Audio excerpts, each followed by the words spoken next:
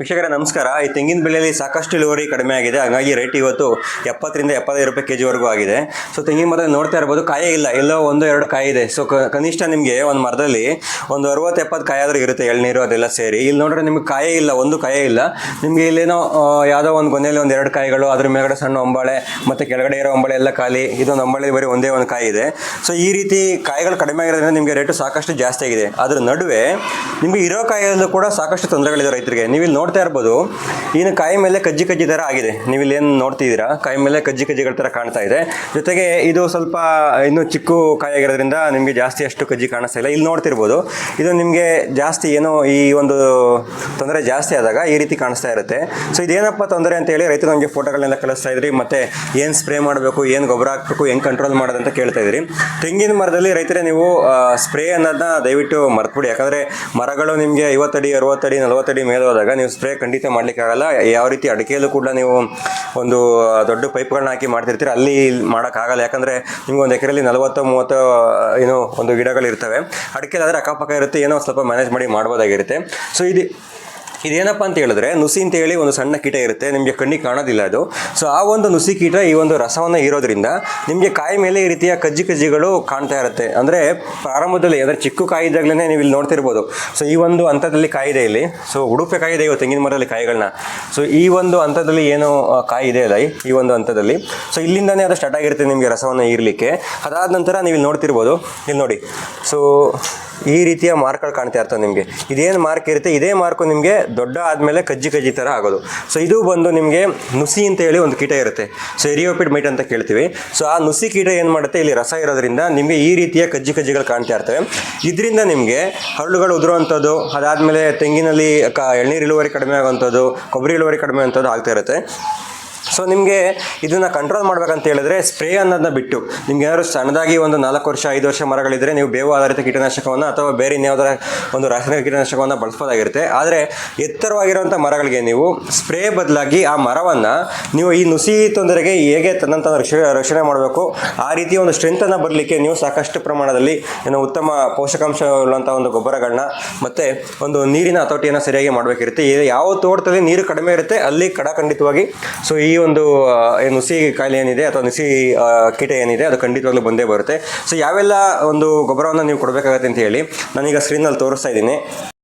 ವೀಕ್ಷಕರೇ, ನೀವು ಯಾವುದೇ ಒಂದು ಬೆಳೆಯಲ್ಲಿ ರಸ ಇರುವ ಕೀಟಗಳನ್ನ ಹತೋಟಿ ಮಾಡಬೇಕಂತ ಹೇಳಿದ್ರೆ ನೀವು ಸರಿಯಾದ ಪ್ರಮಾಣದಲ್ಲಿ ನೀರನ್ನು ಕೊಡೋದು ಮೊದಲ ಕೆಲಸ ಆಗಿರುತ್ತೆ.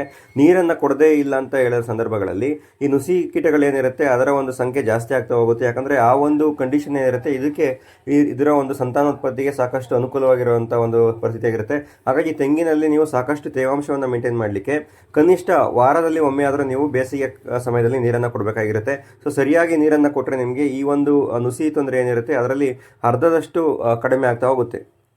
ಇನ್ನು ತೆಂಗಿನಲ್ಲಿ ಕಾಯಿಗಳು ಬಲಿಯಕ್ಕಿಂತ ಮುಂಚೆನೇ ಕೆಳಗಡೆ ಬೀಳ್ತಾ ಇರ್ತವೆ, ಸಣ್ಣ ಕಾಯಿಗಳೇ ಕೆಳಗಡೆ ಬೀಳ್ತಾ ಇರ್ತವೆ. ಸೊ ಯಾವ ಒಂದು ಕಾಯಿಗಳಲ್ಲಿ ಇದರ ಒಂದು ತೊಂದರೆ ಲಕ್ಷಣ ಇರುತ್ತೆ ಆ ಒಂದು ಕಾಯಿಗಳನ್ನು ನೀವು ಕಲೆಕ್ಟ್ ಮಾಡಿ ಅದನ್ನು ಸುಟ್ಟಾಕಬೇಕಾಗಿರುತ್ತೆ. ಇನ್ನು ತೆಂಗಿನಲ್ಲಿ ಶಿಫಾರಸು ಮಾಡಿರುವಂತಹ ನೈಟ್ರೋಜನ್, ಫಾಸ್ಫರಸ್ ಮತ್ತು ಪೊಟ್ಯಾಷ್ ಅಂಶವನ್ನು ನೀವು ಖಂಡಿತವಾಗ್ಲೂ ಪ್ರತಿ ವರ್ಷದಲ್ಲಿ ಈಗ ಏನು ನಾನು ಸ್ಕ್ರೀನ್ ಮೇಲೆ ತೋರಿಸ್ತಾ ಇದ್ದೀನಿ ಆ ಒಂದು ಪ್ರಮಾಣವನ್ನು ನೀವು 2 ಬಾರಿ, ಅಂದರೆ ಮುಂಗಾರಿನಲ್ಲಿ ಒಂದ್ಸಲ ಮತ್ತು ಹಿಂಗಾರಿನಲ್ಲಿ ಒಂದ್ಸಲ ನೀವು ಗೊಬ್ಬರವನ್ನು ಕೊಡೋದ್ರಿಂದ, ಜೊತೆಗೆ ಎಲ್ಲಿ ನುಸಿ ಅವಳಿ ಜಾಸ್ತಿ ಇರುತ್ತೆ ಅಲ್ಲಿ ಪೊಟ್ಯಾಷ್ ಅಂಶವನ್ನು ಒಂದು 3.5ರಿಂದ 4 kgವರೆಗೂ ಕೊಡೋದ್ರಿಂದ ಸೊ ಈ ಒಂದು ನುಸಿಯನ್ನು ಹತೋಟಿ ಮಾಡಲಿಕ್ಕೆ ಸಹಕಾರಿಯಾಗುತ್ತೆ. ಇನ್ನು ಪ್ರತಿ ಮರಕ್ಕೆ 1 ವರ್ಷಕ್ಕೆ ಬೋರಾಕ್ಸ್ 50 ಗ್ರಾಮ್ ಮತ್ತು ಜಿಪ್ಸಮ್ 1 kg ಮತ್ತು ಮೆಗ್ನೀಷಿಯಂ ಸಲ್ಫೇಟನ್ನು 500 ಗ್ರಾಮ್ ಕೊಡೋದ್ರಿಂದ ಸೊ ಈ ನುಸಿಯನ್ನು ಹತೋಟಿ ಮಾಡಲಿಕ್ಕೆ ಮತ್ತು ಬೇರೆ ರೋಗಗಳಿಗೂ ಕೂಡ ಒಂದು ರೋಗನಿರೋಧಕ ಶಕ್ತಿಯನ್ನು ಬರೆಸ್ಕೊಳ್ಳಿಕ್ಕೆ ಈ ಲಘು ಪೋಷಕಾಂಶಗಳು ಸಹಕಾರಿಯಾಗಿರುತ್ತೆ. ಸಾಕಷ್ಟು ಜನ ಇವತ್ತು ತೆಂಗಿನ ಜಿಪ್ಸನ್ನು ಬಳಸೋದಿಲ್ಲ. ಜಿಪ್ಸನ್ನು ಬಳಸೋದ್ರಿಂದ ನಿಮಗೆ ಮಣ್ಣಿನ ಒಂದು ಕ್ವಾಲಿಟಿನೂ ಕೂಡ ಇಂಪ್ರೂವ್ ಆಗುತ್ತೆ. ಜೊತೆಗೆ ತೆಂಗಿನಲ್ಲಿ ಎಣ್ಣೆ ಇಳುವರಿ ಏನಿರುತ್ತೆ, ಕೊಬ್ಬರಿಯಲ್ಲಿ ಎಣ್ಣೆ ಇಳುವರಿ ಏನಿರುತ್ತೆ ಅದು ಕೂಡ ಒಂದು ಸ್ವಲ್ಪ ಹೆಚ್ಚಿನದಾಗುವಂಥದ್ದು ಕಂಡುಬರುತ್ತೆ. ಇನ್ನು ನಿಮ್ಮ ತೋಟದಲ್ಲಿ 5ರಿಂದ 10 ವರ್ಷಗಳ ಮರಗಳಿದ್ರೆ ಮತ್ತು ಅಲ್ಲಿ ಈ ನುಸಿ ಹಾವಳಿ ಜಾಸ್ತಿ ಇದ್ದರೆ ನೀವು ಬೇವು ಆಧಾರಿತ ಕೀಟನಾಶಕವನ್ನು ಬಳಸ್ಕೋಬೋದಾಗಿರುತ್ತೆ. ಸೊ ಈ ಬೇವು ಆಧಾರಿತ ಕೀಟನಾಶಕವನ್ನು ಬಳಸಬೇಕಾಗಿದ್ರೆ ಮೇಲಿಂದ, ಅಂದರೆ ಸುಳಿಯಿಂದ ಕೆಳಗಡೆಗೆ ಇರುವಂತಹ ಒಂದು 6 ಒಂಬಾಳೆಯಲ್ಲಿ ಏನು ಕಾಯಿಗಳಿದ್ದಾವೆ, 6 ಅಥವಾ 7 ಒಂಬಾಳೆಯಲ್ಲಿ ಅಲ್ಲಿಗೆ ನೀವು ಈ ಒಂದು ಸ್ಪ್ರೇನ ಮಾಡೋದ್ರಿಂದ ಒಂದು ಹತೋಟಿಯನ್ನು ಮಾಡಬಹುದಾಗಿರುತ್ತೆ. ಸೊ ಹಳೆ ಕಾಯಿಗಳಲ್ಲಿ ಸ್ಪ್ರೇ ಮಾಡಬಹುದು, ಬಟ್ ಯಾವುದೇ ರೀತಿಯ ಈ ನುಸಿ ಡ್ಯಾಮೇಜ್ ಮಾಡಿರುತ್ತಲ್ಲ ಅದನ್ನು ಹೋಗಿಸ್ಲಿಕ್ಕೆ ಆಗೋದಿಲ್ಲ. ತೆಂಗಿನ ತೋಟದಲ್ಲಿ ಎಕರೆಗೆ 12 kgಯಷ್ಟು ಸೆಣಬನ್ನು ಹಾಕೋದ್ರಿಂದ, ಜೊತೆಗೆ 45 ದಿನಗಳಲ್ಲಿ ಅದನ್ನು ವಾಪಸ್ಸು ಮಣ್ಣಿಗೆ ಸೇರಿಸೋದ್ರಿಂದ, ಅಂದರೆ ಹೂವು ಬಿಡುವಂಥ ಒಂದು ಹಂತದಲ್ಲಿ ಅದನ್ನು ಉಳುಮೆ ಮಾಡಿ ವಾಪಸ್ಸು ಮಣ್ಣಿಗೆ ಸೇರಿಸೋದ್ರಿಂದ, ಜೊತೆಗೆ ಬಾರ್ಡರ್ಗಳಲ್ಲಿ ಕ್ಯಾಸೂರಿನ ಮರಗಳನ್ನ ಹಾಕೋದ್ರಿಂದ ಸೊ ಎಲ್ಲಿ ಯಾರ್ಯಾರು ಈ ಒಂದು ಸೆಣಬನ್ನು ಬೆಳೆದಿರ್ತಾರೆ ಮತ್ತು ಕ್ಯಾಸುರಿನ ಮರಗಳನ್ನ ಬಾರ್ಡರಲ್ಲಿ ಹಾಕಿರ್ತಾರೆ, ಸೊ ಅಲ್ಲಿ ಈ ಒಂದು ನುಸಿ ಹಾವಳಿ ತೊಂದರೆ ಕಡಿಮೆ ಇರುತ್ತೆ ಅಂತ ಹೇಳಿ ಸಂಶೋಧನೆಗಳು ವರದಿಯನ್ನು ಮಾಡಿರ್ತವೆ. ವಾರ್ಷಿಕವಾಗಿ ಒಂದು ತೆಂಗಿನ ಮರಕ್ಕೆ 5 kg ಬೇವಿನ ಹಿಂಡಿಯನ್ನು ಕೊಡೋದ್ರಿಂದ ಈ ಒಂದು ನುಸಿ ಹಾವಳಿಯನ್ನು ತಡೆಗಟ್ಟಲಿಕ್ಕೆ ಸಹಕಾರಿಯಾಗಿರುತ್ತೆ. ಜೊತೆಗೆ ಸಾವಯವ ರೂಪದಲ್ಲಿ ಸಾಕಷ್ಟು ಪ್ರಮಾಣದ ಒಂದು ಗೊಬ್ಬರವನ್ನು ಕೂಡ ನೀವು ತೆಂಗಿನ ಮರಕ್ಕೆ ಈ ಬೇವಿನ ಹಿಂಡಿಯ ರೂಪದಲ್ಲಿ ಕೊಡಬಹುದಾಗಿರುತ್ತೆ. ವೀಕ್ಷಕರೇ, ಕೊನೆಯದಾಗಿ ರಾಸಾಯನಿಕ ವಿಧಾನ ಮತ್ತು ರೂಟ್ ಫೀಡಿಂಗ್ನ ನೀವು ಮಾಡಬೇಕಿರುತ್ತೆ. ಸೊ ಇಲ್ಲಿ ನಾನು ಯಾವುದೇ ರೀತಿಯ ಕೆಮಿಕಲ್ಸ್ನ ನೇಮ್ನ ಹೇಳಕ್ಕೆ ಹೋಗೋದಿಲ್ಲ.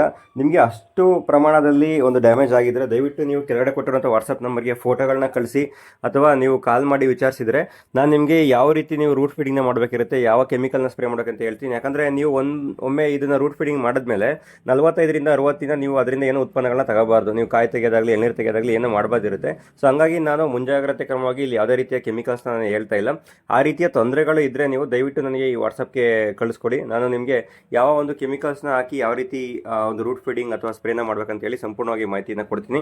ವೀಕ್ಷಕರು, ಇದೇ ರೀತಿ ತೆಂಗು ಬೆಳೆಯ ಬಗ್ಗೆ ಸಾಕಷ್ಟು ಮಾಹಿತಿಗಳನ್ನ ತಿಳಿಬೇಕಂತ ಹೇಳಿದ್ರೆ, ವೈಜ್ಞಾನಿಕವಾಗಿ ಆಗಿರುವಂತಹ ಸಂಶೋಧನೆಗಳ ಬಗ್ಗೆ ತಿಳಿಬೇಕಂತ ಹೇಳಿದರೆ ದಯವಿಟ್ಟು ನೀವು ಕೃಷಿ ಸಂದೇಶ ಯೂಟ್ಯೂಬ್ ಚಾನಲ್ ಸಬ್ಸ್ಕ್ರೈಬ್ ಮಾಡಿ ಹಾಗೂ ಸಾಕಷ್ಟು ರೈತರ ಗುಂಪುಗಳಲ್ಲಿ ಶೇರ್ ಮಾಡಿ. ಮುಂದಿನ ವಿಡಿಯೋದಲ್ಲಿ ಸಿಗೋಣ. ಧನ್ಯವಾದಗಳು.